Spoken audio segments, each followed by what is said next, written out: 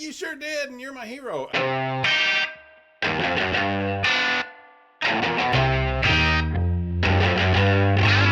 February 2nd, 2020.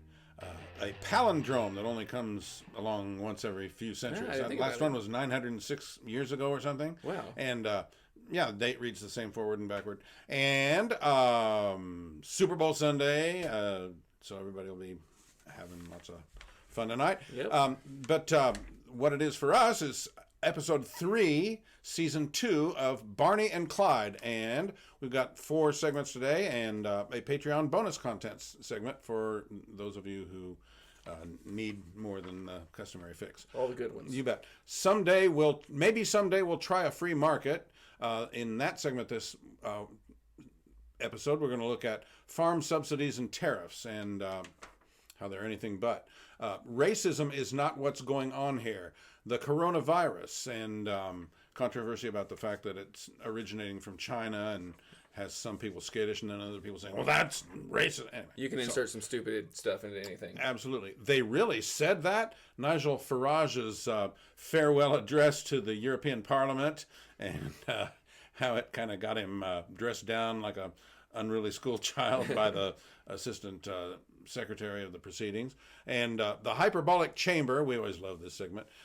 This week we've got reactions from leftists and even some of Barney's human scum allies to Republican senators vote not to hear more impeachment witnesses.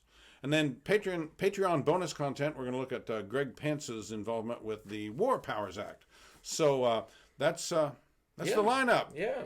Welcome back to the libation station. Pull up a chair and pour yourself something bracing and join us for an examination of these weighty matters. From the perspective of a conservative like Barney and a libertarian such as myself. You bet. We have a lot of Venn diagram overlap in our approach to... Before we get too far into that, though,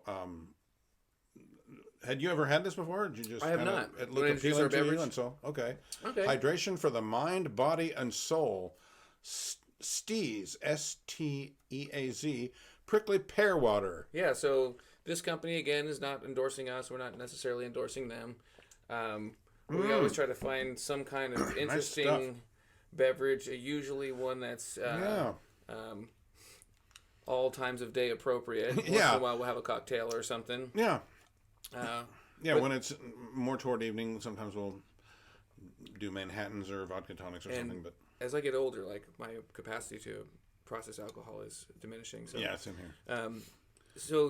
It's prickly pear fruit. I don't know if you've seen a prickly pear. It's the cactus. Okay. It grows wild all over the place. In fact, you think of prickly pears out in the western states, and that's where they're very predominant. They grow these fruits on the top of them. I guess they're quite sweet. I've never tasted one just raw. But we even get prickly pears all the way up into Michigan. It's one of the few cold hardy cacti that you'll see. So apparently we're within its range here in Indiana, but I've never seen one. Okay. Well, this prickly pear water sure is nice stuff. Yeah, with so green tea. Green tea. Yeah. Okay. Well, thanks so much. Yeah, and as Clyde was saying, I hope longtime viewers and listeners don't find this too redundant, but it's important for the edification of newbies. We explain what goes on here. Clyde is a libertarian and I'm a conservative, and there's going to be lots of Venn diagram overlap because we both have the utmost reverence for freedom. The primacy of freedom is key to both our worldviews. There's some areas outside the overlap because how that plays out for you is a little different for me in areas of foreign policy and on some cultural issues. Yeah. Social conservatism, if you will. I think the conservatives like to put the box around the United States, and the libertarians don't like to have a box at all. Yeah. So I think that's kind of where the Venn diagram kind of stops. Yeah. As I've said before, if I take the liberty of putting words in your mouth, the libertarian position is when we say limited government, we really mean limited government. For real. Yeah. So, okay. And so that makes for some interesting, sometimes we high five in complete agreement, and sometimes we debate because we're outside the Venn diagram. Right. Yeah. It's always good conversation. You bet. And that's there was one person who commented underneath. I think it was our last episode on our I think it was our YouTube page, maybe our Facebook page, and he said, "Well, this show gets rather boring because you don't have any there's nobody in a position of disagreement." No, we don't have any leftists, but there's only 2 seats at the bar. Exactly. I don't know what you want us to do. Exactly. Plus, I'm not giving up mine. We really hope some folks, left-leaning folks, are listening and watching and want to chime in and there's plenty of places for us to have conversations. The comment threads under our YouTube postings, Facebook, And I come from the left. We've talked about this before. Yeah. A lot of my friends are still leftists. I'm working on them, but I'm sympathetic to the ideas of the left. I'm a bleeding heart liberal. That's why I'm a libertarian, because I think people should be free, from the bonds of tyrannies, whether they're corporate or governmental. I think that concentrations of power and force are bad things. The force is the bad part. But anyway, yes, our first segment here is about the segment, and we do it from time to time. This week, and maybe someday we'll try a free market. We're going to look at farm tariffs and subsidies. I don't know if the economy is, in general, doing quite well, but there's a couple of segments that are glaringly different than that. Yeah. So this article, manufacturing. I know of a major employer in our area that's starting to reduce jobs worldwide to position itself for a less robust environment. But farming's the other one, and I'm looking at a piece here from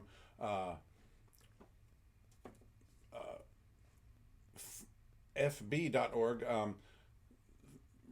2019 farm bankruptcies increased by nearly 20% from the previous year, according to recently released data from the U.S. courts. Compared with figures over the last decade, the 20% increase trails only 2010, the year following the Great Recession, when Chapter 12 bankruptcies was 33%. And it gets pretty wonky. There's lots of useful charts and graphs here. But this is at least in part attributable to tariffs, and tariffs are nothing but taxes. So how do you? China is not going to pay these tariffs. Americans will, and with higher prices for goods. How do you link the tariffs directly into the farm subsidies? I think I understand the process. Farm bankruptcies. Farm bankruptcies.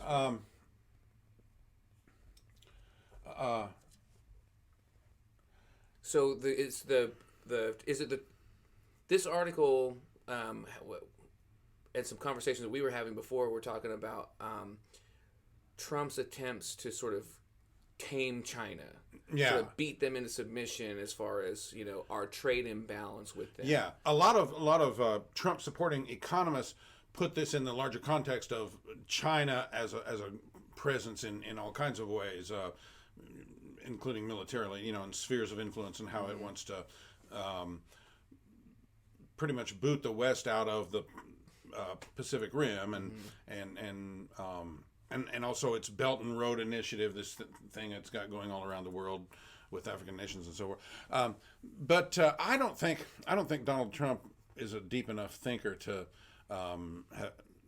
look at it that strategically. I think he's just deals and winning and losing, and that hey, we had a big trade imbalance with China, and I'm going to correct that with some tariffs. But he gets lucky a lot. Maybe he'll get lucky on this one too, and it'll just fall in his lap. My dad used to have an expression, maybe it's not just his, but he used to say certain people could fall in a bucket of shit and come out smelling like a rose. And I feel like Trump's the same way. Like he does some of the dumbest, boneheaded moves, and then somehow or another the public still loves him, and it doesn't reflect that poorly on him.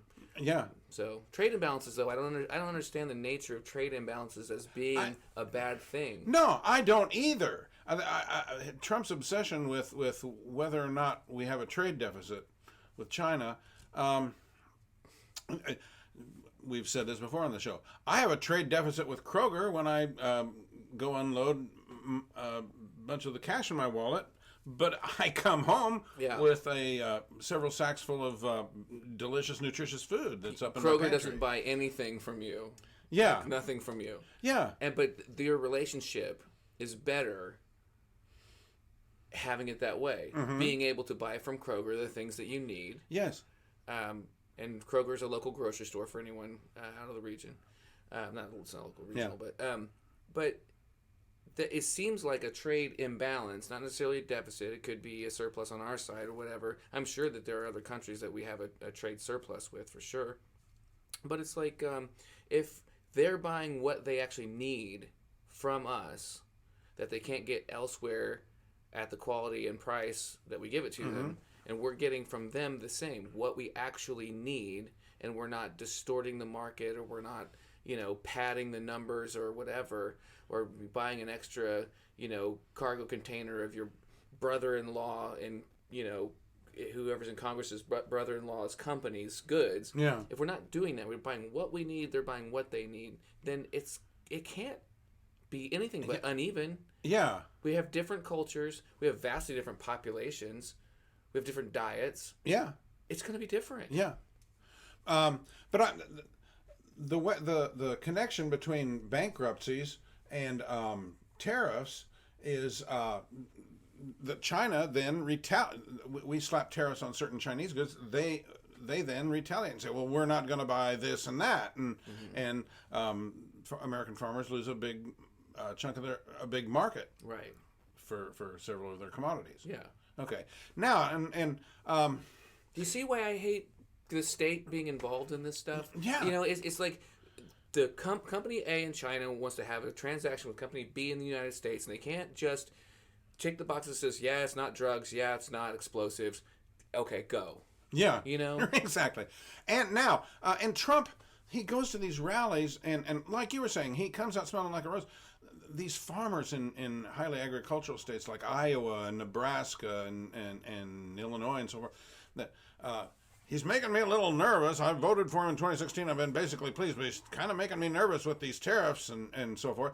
And he'll go to these rallies and brag about, look at the aid I gave you because of the way the tariffs are hurting you, and I'm going to give, and he makes it very personal. I am going to give, the House of Representatives is where is the only part of our federal government that's authorized to spend money. Yeah. But I gave you these with my money. Yeah, and it goes over in some quarters. Some people, yeah, you sure did, and you're my hero. Which then gets us, we're able to kind of expand the thing. The idea that anybody ought to, that the government per se ought to be shoring up anything about agriculture makes my teeth grind. Yeah. And I my day job, I write for various magazines, and I do some news reporting for a media company and so forth. There was a magazine called Farm Indiana that no longer exists, but for several years I wrote for them, and once or twice they had me write about, it came up when I wrote about the great drought of 2012, and it came up again in somewhere else. How dairy price supports and other kinds of government subsidies of farming affect things, and federal crop insurance, which all this got started back in 1933 at the depths of the Depression. Congress passed the first iteration of the Farm Bill. The economy was still shaky 5 years later in 1938, so they passed another Farm Bill, which set a precedent. And now there's this assumption that we're going to pass a new Farm Bill in 5-year cycles. Right, because we need a friggin' Soviet commissar to oversee plants growing. Exactly. Water them. They'll be fine. And then certain farmers would say, well, you don't understand how devastating it is when we have a big drought or a big flood. Yeah. What are you going to, I mean, there are hazards of an unavoidable nature, inherent in a whole lot of every industry. And we're going to protect them all like that, right? And I think that we did. I mean, look at the banking industry. Yes, they got themselves in trouble, and the FDIC came into being about the same time, and yes, but even with FDIC though, I was kind of more talking about 2008. Mm-hmm. Yeah. I mean, there's a ghost in the machine. There's certain risks inherent in any industry, and I think that if farmers were free to produce what they wanted to produce when they wanted to produce it, that they would be best equipped to design the backups and failovers and those kinds of things that would support their industry. And not look to government to do it. And we brought up manufacturing. And I'm only bringing it up again because it's got parallels to what's going on in farming. That part of the situation in manufacturing is that there is an overproduction of steel in this world, and there's an overcapacity of certain agricultural products. Right. If we went to a free market, we would find this out more quickly, and people would readjust their productive. You're striking a chord with me here, especially because the overproduction of specifically corn and sugar is contributing directly to a public health crisis in this country, of an obesity crisis, diabetes epidemic, and we have these, I don't know how many left of the 20 Democratic psychopaths who are saying that we need to pass, Medicare for all, free health care for all, but they're fine to keep contributing constantly to these inputs to poor public health, and people, consume ghastly amounts of sugar. It's in everything, and the reason it's in everything is because it's so absurdly cheap, because there's so much of it that supply. We got to do something with this stuff. Supply, right. Out supplies demand by an enormous number, and it's super, super, super cheap. And so high fructose corn syrup is what you put in everything. Okay, and then there's also an environmentalist factor to this too. Absolutely. The ethanol subsidy, which Iowa, we're about to have the Iowa caucuses, the first primary type event of the current presidential election season, and Iowa farmers are notorious for demanding that making politicians sign a blood oath that they won't mess with ethanol subsidies. Two things about that: it's a basic distortion of market value of a particular petroleum product. B, or not so much petroleum, but item B, it's bad for cars. Ethanol, really messes up engines. If people want it and people value it, they'll buy it. Yeah. So we don't need to subsidize it. If it's not cheap enough to produce, trust people to know what they want and need. Yeah, and trust farmers to grow, to respond to the demand. Yes. And they're responding to the demand that they're responding to is based on what government has declared the supply should be, or declared that the price should be, right? Not that the public is saying we need this good. All right, we're a little over time. Do you want Let's ever so gracefully segue on into segment number 2. Racism is not what's going on here.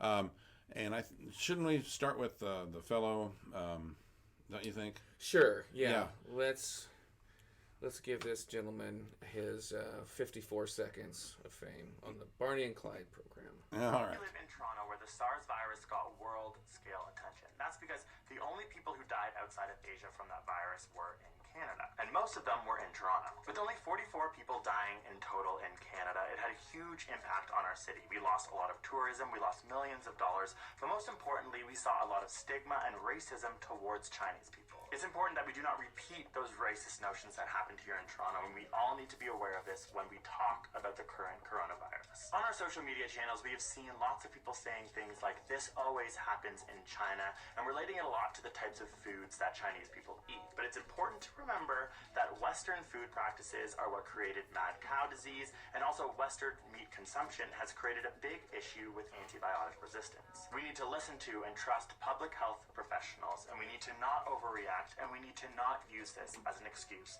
to be racist. We live in All right. Okay, he was mixing apples and oranges there.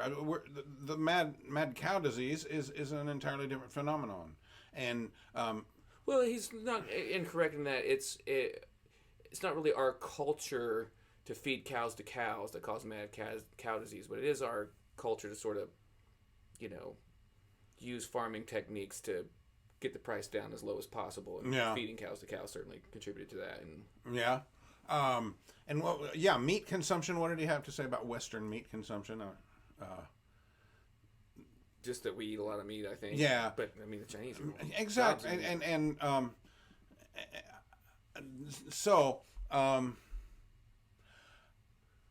I think he is awfully quick to pull identity politics into this. Yeah, I don't know who this person is, but I think it's really indicative of the state of the modern left, and like they have to use this as an excuse to lecture everyone. There's this pandemic in China. It could be global. Let's lecture everybody about something off topic. Mm-hmm. You know what I mean? And, where's the political angle to this? Yeah. But they've got to get somebody who's like 10 years old, this person who's been alive for 10 seconds, and they think they know how you should live, and then you got to have this this kid, this rich kid looking down his nose at us, telling us how we're supposed to behave. Just shut up and spare me, dude. Yeah. The other side of the coin is, and I'm looking at an AP story from this morning. Fears of new virus trigger anti-China sentiment worldwide. The author is Hyung Jin Kim. I really don't know. Sounds like a Korean name, actually. Is this the one with the blogger? Yeah, I think he goes through several countries and where he's garnered reports about anti-China sentiment. South Korean websites have been flooded with comments calling on the government to block or expel Chinese, and racist remarks about Chinese eating habits and hygiene. Well, do not forget though that China and South and Korea have a long and intricate history, but what about the hygiene? I don't understand that part. Yeah. I mean, I don't know a huge amount of Chinese people, but they seem hygienic. Okay, and then he goes on to he talks about the United States. After news broke out that someone attending Arizona State University has the virus, Ari Deng, who is Chinese American, said she sat down at a study table at the Tempe, Arizona campus near 5 other students. Deng, who was the only other agent, said the other students began whispering. They got really tense and they quickly gathered their stuff and just left. And in a recent business class, a non-Asian student said, not to be racist, but there's a lot of international students that live in my apartment complex. I try to keep... I sort of think this... The phrase not to be racist is always preceding something racist. Yeah. He gives examples from Europe and Australia and New Zealand and Japan.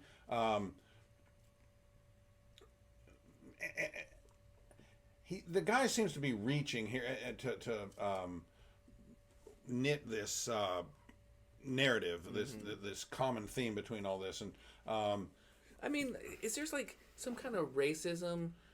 Okay, maybe it's kind of stupid to say, okay, there's an Asian person. I'm scared of coronavirus. I'm gonna step over here. Yeah, that's it's kind of icky and kind of dumb. Yeah, but that's different than like I think Asians are inferior people, and bad things should happen to them. Yeah, like, right. It's not the same. It's no, not racism. Right. It's just it's not. Just kind of stupid. Yeah. But it's just another example, as you were saying, of a story that really has no ideological charge to it comes along, and the left jumps on it and says, "Where's the ideological charge here? Let's make this political and however we can." Again, people are dying. Yeah. Of a terrible disease.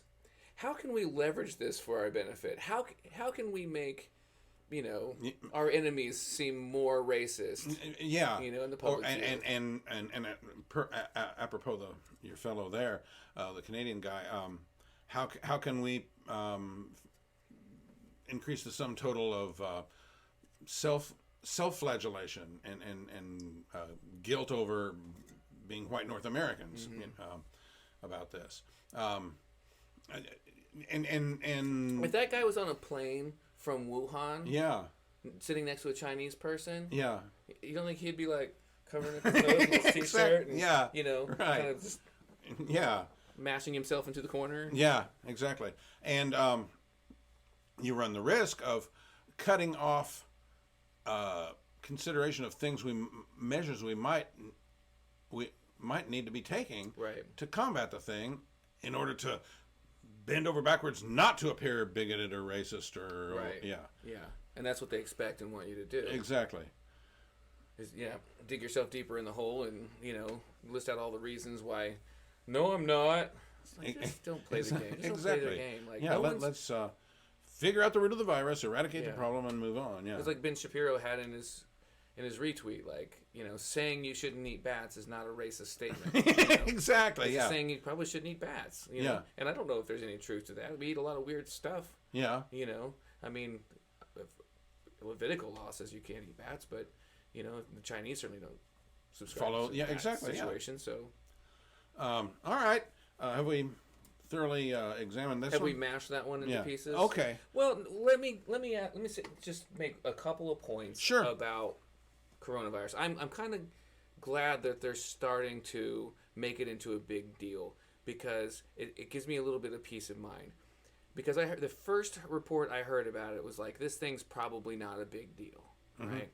And that scared the hell out of me because they said SARS was going to kill us. They said West Nile was going to kill us. They said Ebola was going to kill us. Yeah. They said Zika was going to shrink all our heads.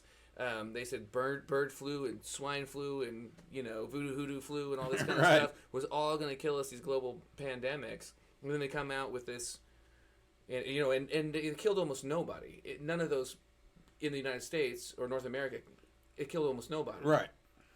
And that's probably just because of decent hygiene and modern medicine and stuff like that. But when they came out and said this thing's probably not something to worry about, I was like, oh crap. The media and government full of liars says don't worry about this thing.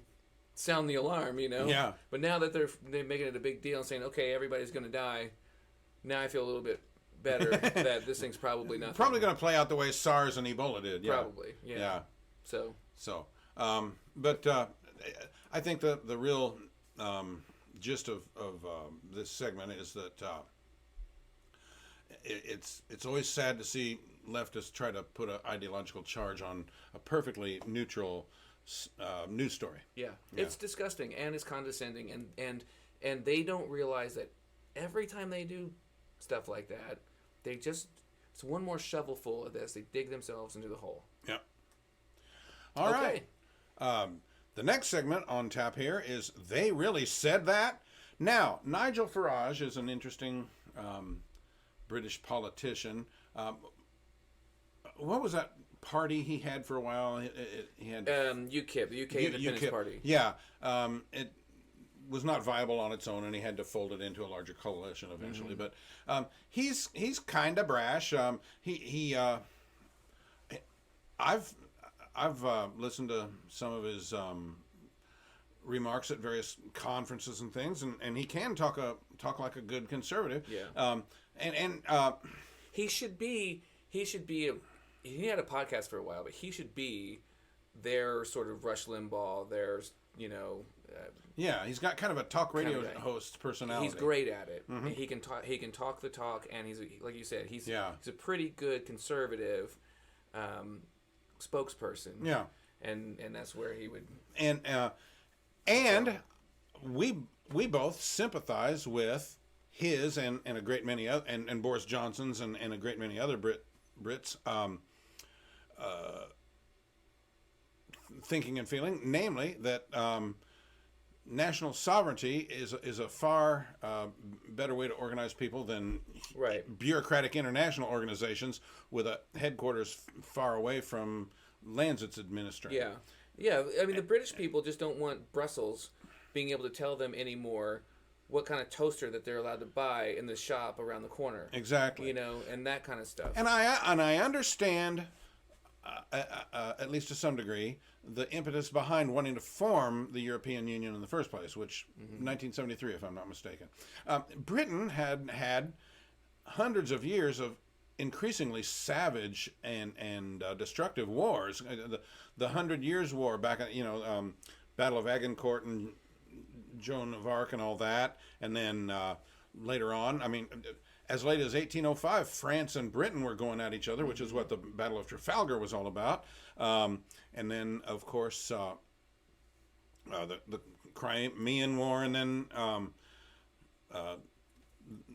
the biggie, World War I, and then the even bigger biggie, World War II. Just savage wars that pit, and I'll try to keep this digression to a minimum. Another one of my gigs in life, I teach music history courses at the local campus of a state university here in our community, and one of which is history of rock and roll. And when I start talking about the Beatles and the British invasion, I go back through how Britain had to literally crawl itself out of the rubble in the late 40s and on into the 50s, and that's why there was so much public housing, and why technologies like television didn't get going until later in Britain and so forth. And the fact that I say, try and imagine now, because Europe, Brexit notwithstanding, at least there was nothing violent about it. It's all done with people dressed in suits and ties in a big conference hall. Try and imagine a set of circumstances under which Germany would be pounding cities like London and Liverpool and Manchester, and pounding them to rubble. And how not long ago that was. Yeah, it was not that long ago. And so my point being, I can kind of see how Europeans, let's try to find a way to never have any of this kind of stuff happen again. Right. We're too small a continent to be getting into wars the way we do. Right. And they lead to ever worse wars. Yeah. And so I kind of understand. But from right off the bat, when they go into a common currency and a common set of manufacturing standards and all that good stuff. That's what Farage was saying. Was like, these are the things that you said you would not do. Yeah. You said you would not commonize the currency. Yeah. You said you wouldn't dictate to us, certain things internationally. You said that you wouldn't raise an army. Yeah. Right? That's the important one. The European Union is not supposed to have an army. Now they're raising an army. Yeah. So, I think Farage is right. He's a snarky feller, but he's right in that if they had kept their promises, there probably wouldn't have been a UKIP or a Brexit Party or Brexit at all. Yeah. And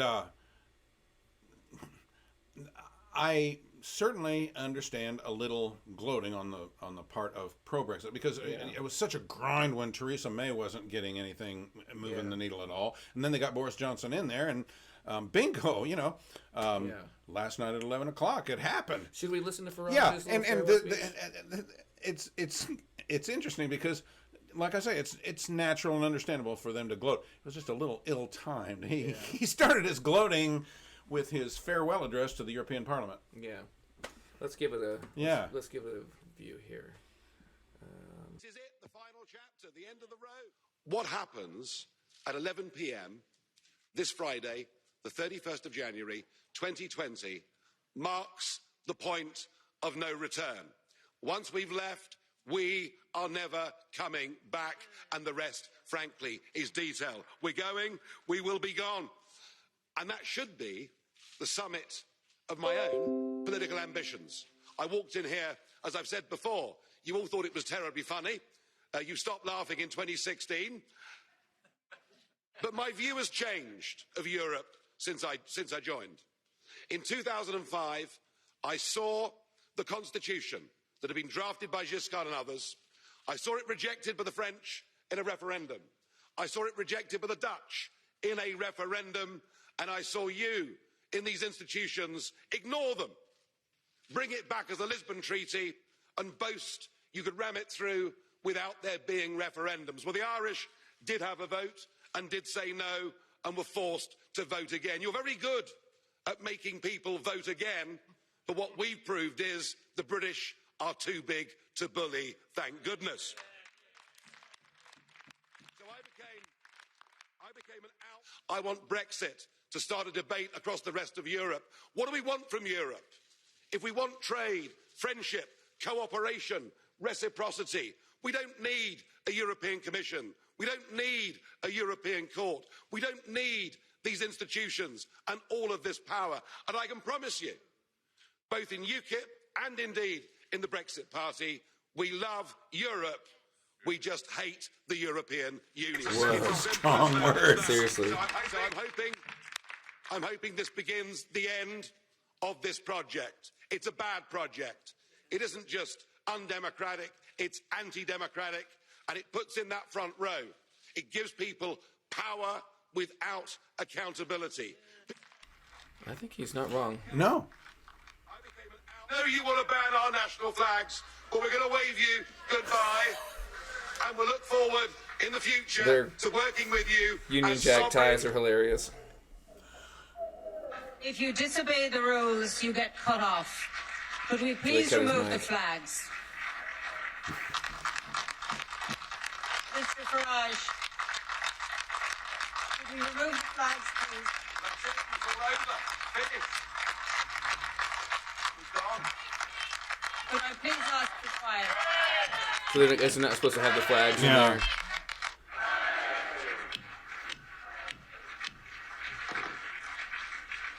I'm really...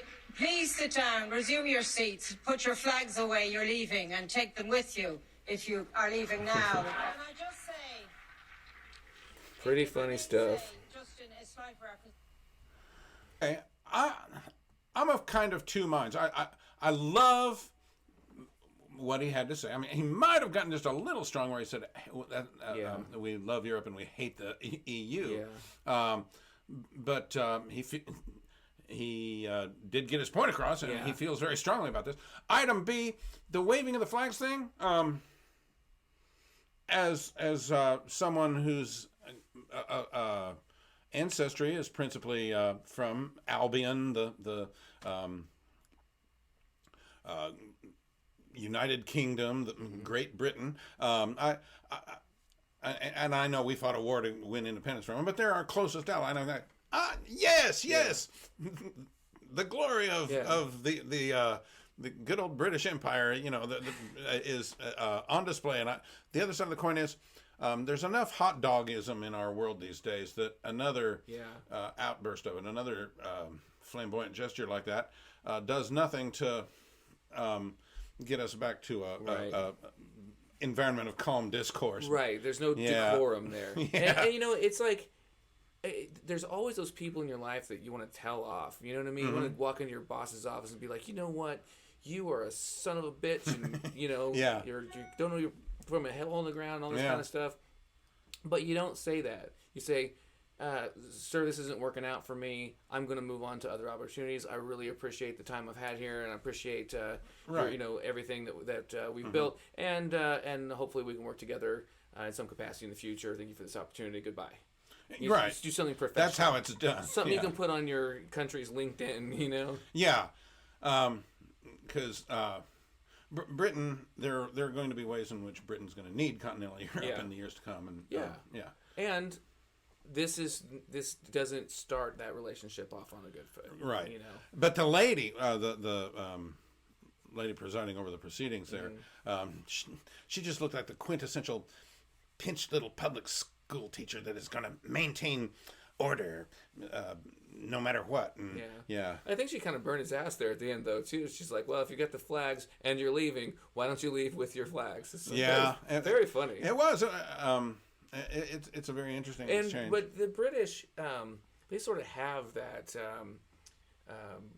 Their parliament is always just a show of complete lack of decorum and shouting they laughing and speakers ridicule. down, including the prime minister.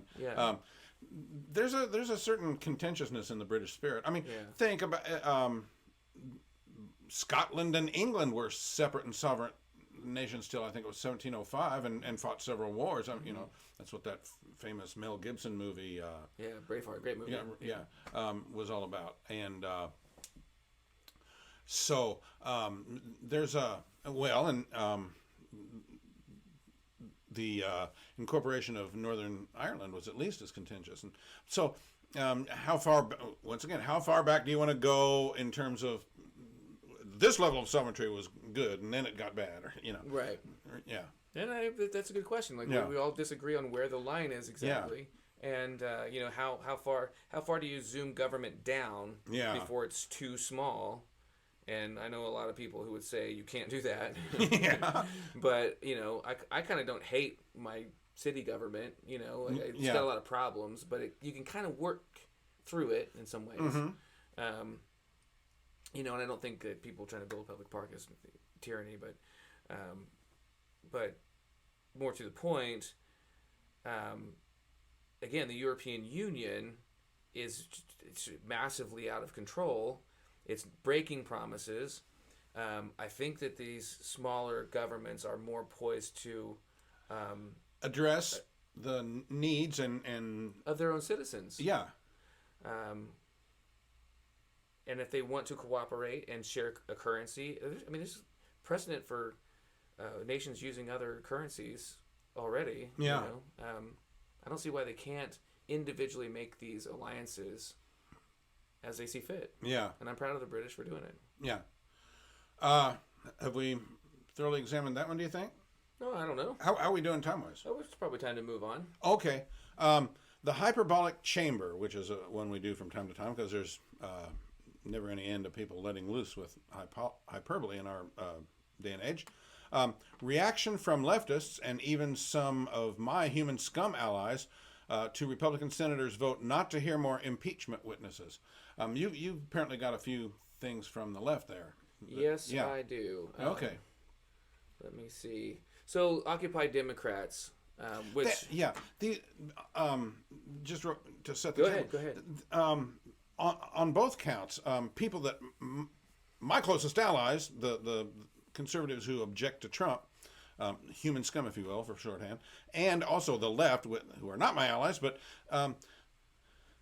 are making this a hill to die on, as if this was an inflection point that will tell us whether these people had any moral courage or not. And I don't know if I'd word it that strong. Anyway, let's start with the leftist views. So, this post from Occupy Democrats, I took this from Facebook. It's breaking. Republicans just officially killed our democracy in full view of the American public. Like, you talk about hyperbole, but I don't think that this person believes this is hyperbole. I think the people I think you're right. believe that this is the case. And I think that the reason that they posted this is because the Senate decided they weren't going... They voted, which is what the Senate does, how the Senate operates. They're a body of representatives elected to vote on what we ask them to vote for, basically. So they voted, do we want to introduce more witnesses into this scenario? Yeah. They voted no. I'm not saying I agree with that decision or not, but it's their decision to make. Yes. It's part of their process. And they are trying to make it out, the Occupy Democrats crowd and the left side is trying to make it out as though there were no witnesses presented in the impeachment proceedings. But the House had, something like 17 witnesses, and every House member got to speak if they wanted to, right? Yeah. So there was lots of representation of witnesses. Exactly. And information and evidence introduced. What they decided in the Senate was, we don't need any more. Right? We beat this thing to death. There's nothing here. Yeah. The only person else we could hear from is John Bolton. The left really wants to hear from John Bolton because, he's pissed off at Trump. They think they'll burn him. Yeah. So they want to take this person who they've called a tyrant and a liar for 3 years. Yeah, John Bolton used to be enemy number one to the left. Oh yeah. So that's what they want to hear, and I think it's pretty ridiculous. And the comments in this thread are just unbelievable. Some of these, the way these people think, that they all think that they have a law degree because they saw a couple episodes of Matlock or something like that. So let's gotta have witnesses. Oh gosh, you can't close the show without more witnesses. Yeah. Andy Perry Mason's got to interview, cross-examine the witnesses. So anyway, let's read some of these. They're kind of fun. Okay. Okay, so I won't say these names here, but sad day in America that will never ever change the way things work in this country. The elected Republicans have crapped all over the Constitution and did not hold up to the oath of office that they were sworn to do. This is really upsetting and disgusting. What part of the Constitution? I don't understand what part of the Constitution that they've crapped all over. Yeah, the Constitution says nothing about calling the need to call witnesses in impeachment trials. Right. Yeah. You're all saying vote blue in November. What the hell guarantees you'll even have a vote in November? I still don't think you know the depth of the shit you're in. This person literally thinks that Donald Trump is going to be, is going to take away voting rights. Shame on the Republicans not allowing witnesses. Unheard of when there is a trial. God help us all. It doesn't work that way. They vote. Yeah. They vote on stuff. I'd like to slap that grin off his face. Republicans are just as evil as Trump. That one makes my brain hurt a little bit. But I kind of Mitch see it. McConnell, But I think is yeah. You got some more? Or? Yeah, let's go to a couple more here. Okay. They all should be arrested and thrown out if the Senate. I'm sure she means out of the Senate. The people will not stand for a corrupt government. Yes, they frickin' will. They've been doing that for 200 years. Yeah. As a Canadian who is extremely involved in politics, I take that to mean not involved in politics very much. I simply cannot believe what we've just witnessed. Never did I ever think the USA would spiral downward so dramatically, becoming a country that places so little value on due process, truth, decency, and democracy. You hoser. He didn't say that. Okay. Now, the interesting thing is, people like me, and I wrote a piece at one of my a recent Precipice newsletter. Mm-hmm. Precipice is my newsletter site within Substack. But I wrote a piece on the ever slimmer piece of real estate that people like me occupy. Mm-hmm. You're like the climate change polar bear is getting smaller and smaller. Because I am of that conservative camp that finds Trump highly objectionable. I'll come right out and say I find him unfit. But one thing about conservatism is that it involves living in the real world, mm-hmm. and just saying wah and stomping my feet is not going to make Donald Trump no longer be president. Mm-hmm. He is, so which is why I don't use the term never Trumper. Mm-hmm. That horse is out of the barn. He's our president. But item B, there are gradations within my side of the within my little narrow portion of the spectrum. Mm-hmm. Jonah Goldberg and Steve Hayes and David French are an entirely different kind of animal from Jen Rubin and Max Boot, who don't even call themselves conservatives anymore. Well, I guess Jen Rubin still does. And Bill Kristol, who I would really like to admire because he's a great mind, and he was one of the founders of the Weekly Standard, which was a great publication. But he's now coming out and saying, even if it's provisionally and temporarily, and even if we barely agree on anything, we have to consider ourselves Democrats from now on, which was interesting. He tweeted that out, and his co-founder of his new project, The Bulwark, Charlie Sykes, former conservative talk show host, said, no, we don't. and so it'd be interesting to see what kind of conversations they're having in the office these days, because he very publicly, as a counter tweet to Kristol, said no, and I came in and said, sorry, Mr. Kristol, that's a bridge too far for this guy. And so you gotta be kind of careful. And there's a fellow named Heath Mayo who's spearheading a project called Principles First. As a matter of fact, they're going to have their first national conference later this month. I sure wish I could go out in Washington. But it's all about returning to a devotion to principles and ideas, and not people, not personalities and brands. Right. And so I've really liked his stuff, but he's kind of, since this Senate vote on not hearing more witnesses has come along, here's a recent Heath Mayo tweet. This whole display from Republicans and the fact that many will get away with it by having their cowardice rewarded is why our best people don't go into politics. Other careers reward merit, hard work, and honesty. We have to change that dynamic, folks, or we'll keep getting this. As I say, us conservatives live in the real world, and part of Trump being president is that he has an iron grip on the Republican Party. Apropos of my statement about occupying an ever more narrow piece of real estate, 80+% of Republicans dig the guy, and that does not please me at all. But these senators took a good long look at the question of, do I want to come in for the ire, the wrath of the very stable genius machine that come down on us like a ton of bricks anyway? Case in point, Mitt Romney, who did vote to hear more witnesses, he's been publicly disinvited from this year's CPAC, Conservative Political Action Committee, which is a yearly gathering that got started in the 70s. Ronald Reagan used to be a regular speaker there. I mean, it was the creme de la creme. It was the most prestigious yearly conservative confab of them all. And this Matt Schlapp guy that has taken it over in the last few years, he, once again on Twitter, he publicly announced that Mitt Romney is officially disinvited from CPAC this year. And the lineup of speakers they do have are to a person, throne sniffers. You know, Sebastian Gorka and Janine Pirro and Charlie Kirk and all these people. And but there's no, no room at the 2020 CPAC for Mitt Romney. Say what you will about me, and then of course there are the boneheads out there. Mitt Romney was nothing but a rhino. He was useless in the 2012 campaign.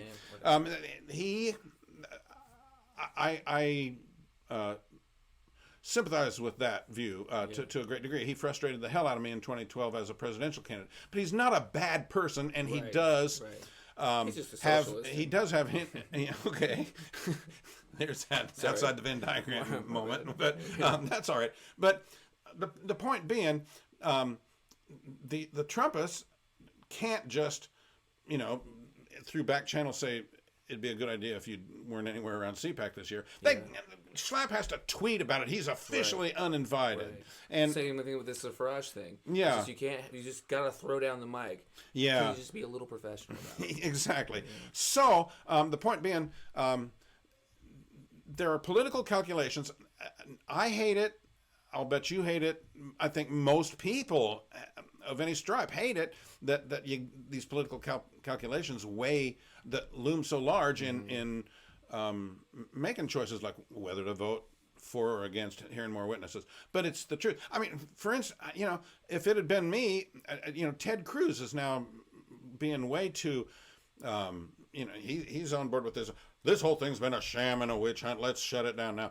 No, Donald Trump's behavior starting in the spring was sending Rudy Giuliani and Ziv Parnaf and this Igor, what's his name, over to Ukraine to set up a shadow policy group to conduct Ukraine policy, and then which culminated in that July 25th phone call, and is impeachable. I think it's impeachable. Well, then why aren't you on board and demanding impeachment right away? Because there are other factors to be weighed. We're in an election year, and we have to be careful about what kind of precedents we're setting, because the impeachment issue will come up again at least someday in American life, and so there are other factors that you got to consider. But maybe it's I don't think it's. But it's not. It's not the ultimate hill to die on, is what I'm saying. Anything's impeachable. Yeah. They take a vote, yes or no. They take another vote, yes or no. Yeah. And then they go forward. Whatever. You spit on the sidewalk, and I didn't like it. Yeah. Who's with me? Okay, we're all with you. Get him out of here. Yeah.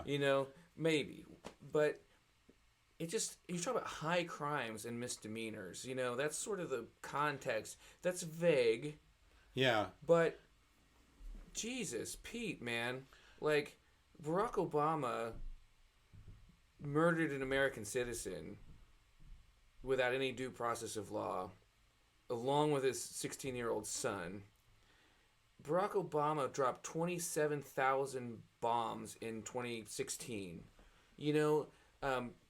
Obama, Bush, Trump have all supported the Saudi regime. They've all supported the actions against Yemen. Like, what? The coup, Obama's coup in Ukraine in the first place, like those that faction.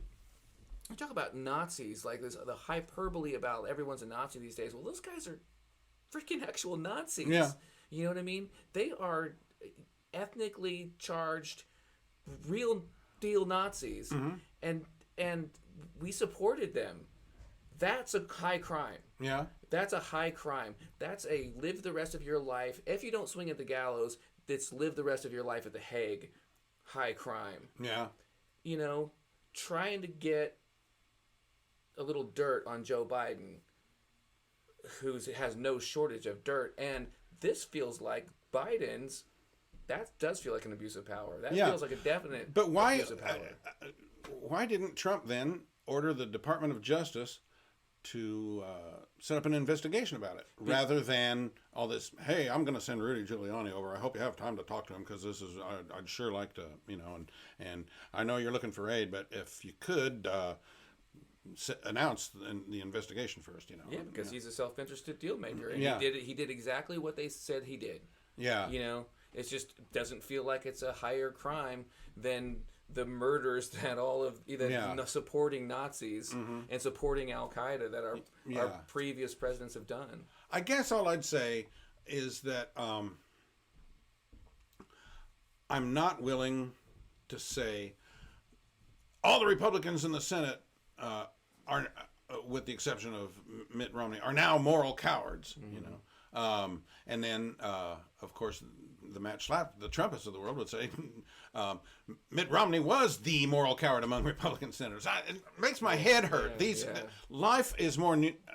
I realize I'm an absolutist on my core principles, but on that level of it, life is more nuanced than that. Yeah. There's more to consider than that. Yeah, I totally agree. Okay. Okay. Agreement. Yeah. Always good. Always a good thing. Slid outside the diagram, but got back in. Yep. All right. Well, I think that. Hey, by the way, just for someday I want to, because you started a train of thought, triggered a thought process for me there. Someday I'd like to explore the question of, to what extent, if any, does difference in motives between a leftist president or administration and a right of center president and administration matter when talking about the use of force? Okay. You want to make that our topic in a fortnight? Yeah, sure. Yeah. Because I sort of sense there's, at least in some sectors of the libertarian community, that's really kind of an irrelevant question. The fact is they let loose with a bunch of bombs.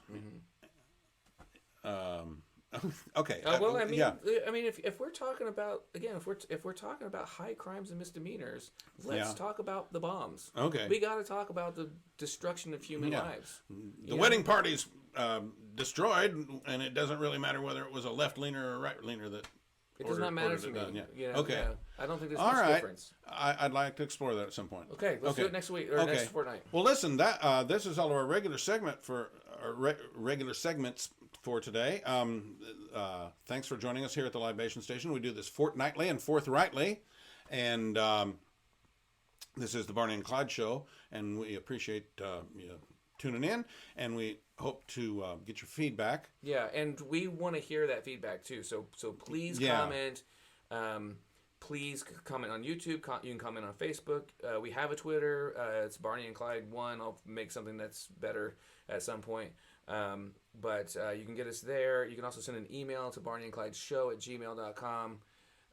You can send us, I think you could probably send us a private message on Patreon as well, especially if you're a supporter. Thank you, everyone who is. Talking to you, Ben. So, yeah, go to patreon.com/BarneyandClyde and support us there as well. You bet. And if you'd like more of the kind of viewpoints I offer, there's my blog at which I post daily, sometimes more than daily, late in the day, and I also have now a Patreon, a Substack newsletter page I call Precipice, and so please stop by Precipice and late in the day if you'd like more of that kind of thing. All right. Okay. We'll see you again in a fortnight, and until then, stay vigilant about your freedom.